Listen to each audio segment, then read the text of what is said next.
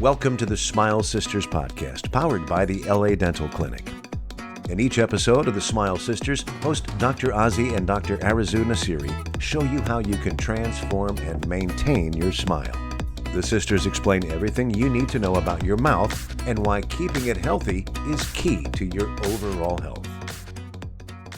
All right, you guys, welcome back to another episode of the Smile Sisters. Yes, we're going to talk about something that we get asked a lot, which is when you're doing a cosmetic makeover, do you only have to do the upper teeth or do you also have to do the lower teeth? What do you think? So I think I have this conversation with a patient on a daily basis. Mm-hmm. You know, and I feel like I'm always trying to walk them off the ledge, talk them off the ledge. Like they come in Less is more. Less is more. So I get a lot of patients coming in going, I want veneers. Okay, why do you want this? I hate my teeth. I hate the way my teeth look. I don't smile. Okay, that's a big trigger. The main reason I do this is when somebody says to me, I don't like my smile, I don't show my teeth when I smile. Right. That's when I know I got to get in there and do something, Yes. And it has nothing to do with how I feel about their smile. It has everything to do with how you feel about your smile. And if I can figure out what it is that's triggering you to not want to show your teeth and alleviate that, then that's where I feel like I've done my job. Yes. But sometimes people will come in and say, well, I need to cover like 10 upper teeth, 10 lower teeth. Well, people come in with a preconceived notion of what look they want. And they often show us photos of when they were like much younger and, trying to copy that or photos of celebrities. And, people have like a mental idea of the look that they want to end up with. But even so, if they hate their smile, they think they need to cover every single tooth. Right. You don't necessarily have to cover every visible tooth in your mouth in order to do a smile makeover. Right. So we talk a lot about like, what is it that you don't like about your teeth? Right. What is it that makes you not want to smile? And then we address that. And sometimes it might just be like one tooth. We come down. We go from 20 to 1, but often we go from 20 to maybe 8. Like 8, yeah. I think 8 is like probably the most common number of teeth. That is, here's the kind of the rules about like how many teeth to do and why. So if you are really wanting to change the color of your teeth to a point where we can't do it with just whitening. Right. You have your own natural teeth that are not like already crowns that are yellow or fillings that are discolored. If you have those cases, well, we need to replace those with something of a better color.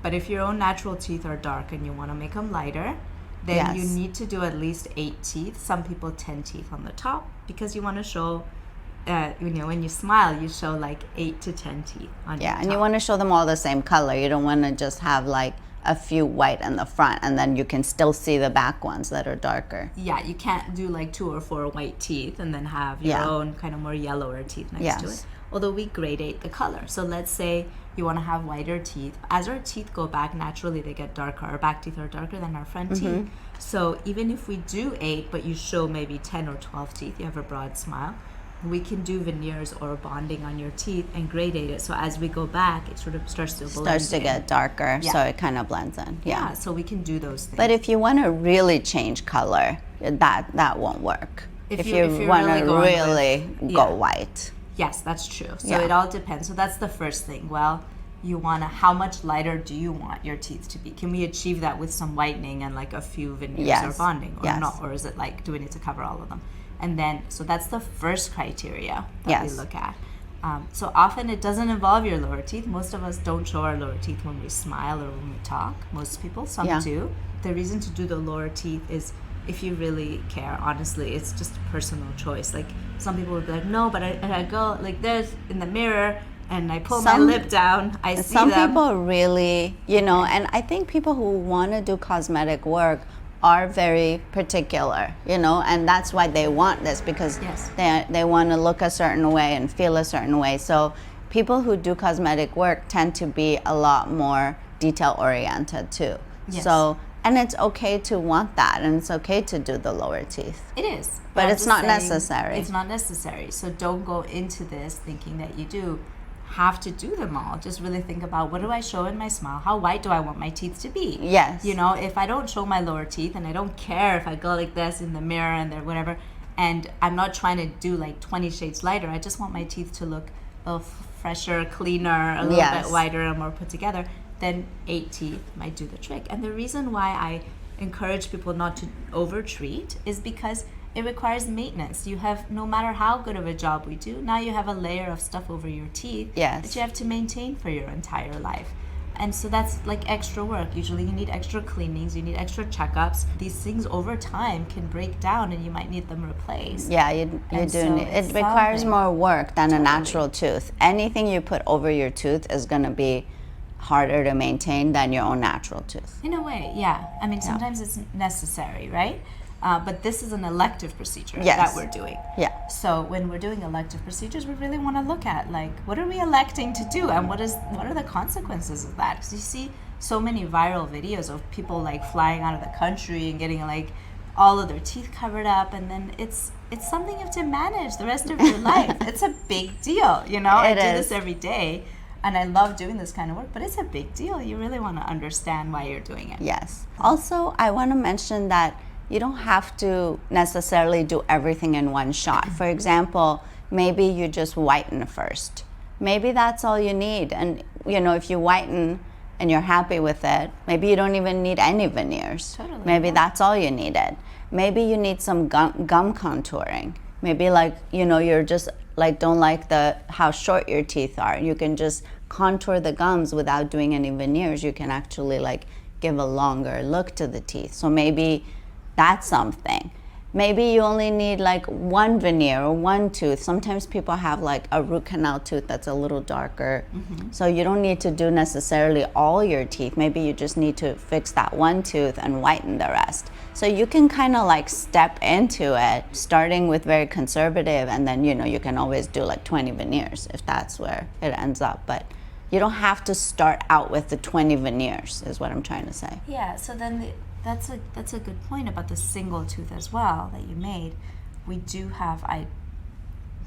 one single tooth veneers all the time, often because a patient has a tooth that's dark because of a root canal or a fracture, like the tooth broke, they had an accident, something like that, and we're doing a single one. And often a lot of dentists will encourage you to do 2 teeth. Right. Because it's easier. It's the hardest thing to do is get one single tooth to match your own natural teeth that are there. But we do it routinely. If your other tooth is perfectly healthy and good, and you don't need treatment on it, it just takes a little more time, sometimes a little bit more back and forth to get it right. It does. So we do it routinely, but I tell my patients, you know what? We might not get the color right on the first try-in. We may have to send it back to the lab a couple times in order to get that right, because it is very hard, especially if your teeth are more translucent or have, you know, a lot of like different anatomy on it and different things. And we charge a little bit more when we do a single tooth like that, because we know it takes more time to do. But it doesn't mean we need to go there and do extra teeth just to make it easier on us to make things match. So that's another thing. You don't have to. It's harder not to, but it can be done. It's doable. You know? Yes. You can do the most conservative thing. You really can. You just have to maybe like spend more time. Like with all these episodes, it's all about taking the time to understand what it is that you want. What is the problem? Why is the problem? And then going to and fix that. And sometimes it takes a few steps, but in the end, you end up with less dental work in your mouth, probably less expensive, and something that will last a lot longer. That's the key. Like something that's gonna work for a lot longer because you put in the time and effort to understand why things were happening. So now we've gone from 20 to maybe 8. Yes. Right? To potentially just 1. Yes, right? Or maybe just whitening. So there are other reasons why you should do more teeth rather than less, right? So if you come in and you have really short teeth because you've ground your teeth down. So the edges of your teeth are shorter, right? And you've ground down your 4 front teeth only, and your other teeth are the right size, okay? Doesn't usually happen. That's rare. But if that's the case, and you like the color of your teeth, you just don't like the shape of your 4 front teeth, you can just get the 4 front teeth done, right? Okay. But sometimes when we've ground down our 4 front teeth and people come in and they're like, I like the color, the shape, but I only want the 4 front done and make them longer. But your canines, you've ground those down to your eye teeth right here and here. You've ground those down as well. We cannot lengthen your 4 front teeth without adding to those canines and potentially the teeth behind them for more length. And the reason is when we grind our teeth side to side, when we like move our jaw side to side, we ride up against our canines, and that separates our front teeth from each other, so we don't end up grinding our front teeth. Yes. So if we just add length to your 4 front teeth and don't also support it with length on the teeth behind them, then you're gonna break those veneers off. Yes, they're gonna break like as soon as you take a bite into something. Exactly, or grind or clench down or whatever, you're gonna break them off. And so that's the reason why we don't stop at 4 often if we're lengthening and we don't have, good length on the canines. We wanna do those. And then my rule is never to do 6. You always want to kind of wrap the corner and do 8. So one big aesthetic mistake that's often done out there is people get 6 veneers done on their teeth. And then often we're making them longer, right? Because we're trying to like increase the length of those ground down teeth. And then people usually want to go a little wider and they're a little bit bigger. And what that does is it sort of makes your back teeth disappear because now in comparison, they're even smaller and darker. Yeah, right? And it gives like a kind of like, I don't know, like a rabbit or horsey look. It gives it's very two-dimensional. Yeah, it really pops out the front teeth, and it's like as if you have no back teeth. Mm-hmm. And when you're in social situations, you're often looking at people from an angle. You're often not like face to face. When you smile and talk to people, you're seeing their side teeth. You may not really notice it yourself in the mirror, but other people in conversation who are around you are seeing that. And so it becomes immediately apparent that you had some veneers done. So they end up looking more unnatural and flat, and your smile tends to kind of look weird. Your back teeth like it's very a prominent smile. And like you don't have back teeth. Yes. So we don't, as a rule, do 6. We will always wrap the corner and do 8 teeth. So do the ones behind the canine. So that's another reason why we end up doing 8 often. If you have ground your teeth down or they're shorter and we want to lengthen them, we need to add support in the back. We end up doing 8 instead of like the 4 front teeth. Okay. So what are the reasons for ever needing to do the lower teeth then? Like who would absolutely need to do their lower teeth too? So, often I'm doing lower teeth where they've been done previously and done badly. So I'm replacing redos. And often redos have to get done because the first time they ground the teeth down. And this is the reason why I'm like, don't do it if you don't need it, because I spend a lot of time fixing old bonding and old porcelain that has failed. And then now you're committed to having to get something done on your teeth because they shaped your teeth down. Yes. So that's really the primary reason why I do lower teeth, honestly. But there are people who really do show their lower teeth when they're talking, like their lower lip really moves and they really show it when they're speaking.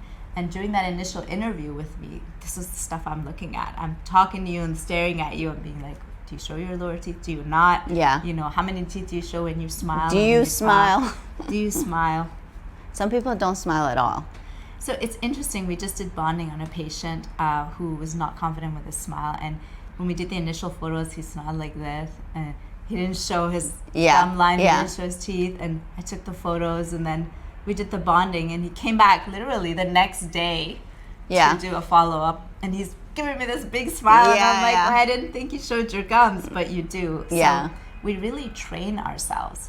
When we don't like or we're not confident about something in our smile, we really train ourselves not to show it. And we don't even realize, like when we took it in this initial photos, he's like, I don't show my gum. I can't lift my lip that high. Well, you can. You just psychologically couldn't before. You think you can. It's not like he wasn't trying. Like your body won't do it. It's very weird. He had fully trained himself. And within 24-hour turnaround, all of a sudden. It was gone. He was showing his gum line completely. Do you remember that patient, Augusta, that we did a full mouth? Yes. And when she came in, I thought she had like a muscle disorder because she would smile like really crooked. Yeah. And we tried so many takes. We're like, smile big. And it was like this crooked smile. So I thought, okay, maybe she has like some kind of muscle thing that like one side was crooked.